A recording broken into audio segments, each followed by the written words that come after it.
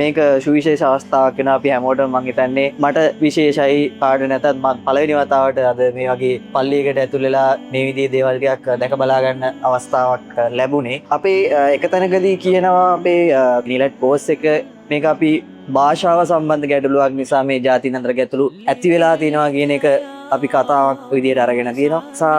ඒකේ මූලික පරමාර්ථයක් වෙලා තියෙන්නේ භාෂාවෙන් එකමුතු වෙමු කියන ආදර්ශ පාඩය ඇතිත තමයි අපි මේ පාඨමාල මෙහෙවෙන්නේ. මම පළවෙනි පාඩ තමයි මේ මොස්කයක් ඇතුළට ආවේ මේ පුරාණ එකේ තියෙන ඒ පාඩ සහ ඒගොල්ලන් සමහර කන්සෙප්ට්ස් සමාජයේ තියෙන මිස්කන්සෙප්ට්ස් ගැන අපිට අදහසක් ගන්න හොඳ ප්ලැට්ෆෝම් එකක් වුණා.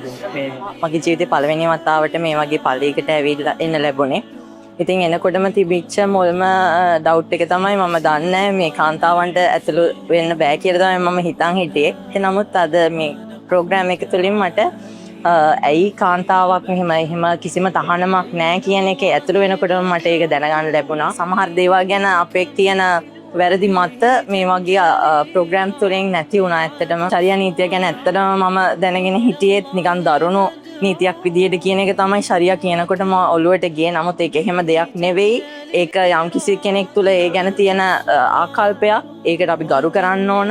ඒක කිසිම අනිත් අයට හානියක් නැහැ කියන එක මම අද දැනගත්තා. ආගම ගැන හිතාගෙන හිටපු ගොඩක් වැරදි දේවල් කාන්තාවන් පිළිබඳ විශ්වාස එහෙම හිතේ තිබුණ වැරදි වැටහීම් ගොඩක් නැති වුණ මේ දේශනය අහලා ඇත්තටම මේක ගොඩක් වැදගත් දේශනයක් කියලා හිතනවා. ඇත්තටම අද දවසේ අපි පළවෙනි වතාවට තමයි මුස්ලිම් පල්ලියකට ආවේ. අපිටත් තිබ්බ අර සමාජයෙන් එන වැරදි මතය තමයි කියන්නේ කාන්තාවන් ගැන වැරදි මතයක්. එතකොට නෝම්බි අල්ලන එක ගැන. ඒ දේවල් හැමදේම මම හිතන්නේ අපිට නිවැරදි උත්තරේ ලැබුණා. ඒ වැරදි මතය දුර වෙලා ගියා කියලා මම හැමදාම එළියෙන් බලාගෙන ගියෙක් තමයි කරේ. ඉතින් අපිටත් කුතුහලයේ තිබ්බ මොකක්ද ඇතුලේ කොහොමද වන්දනා කරන්නේ ඒව ගැන අපි දැනන් හිටියේ නෑ. ඉතින් අපි මේ දේවල් ගැන දැනගත්තා. එනකොට පොඩි චකිතයක් තිබ්බා. හැබැයි ඒක නැති වෙලා ගියා ආවට පස්සේ.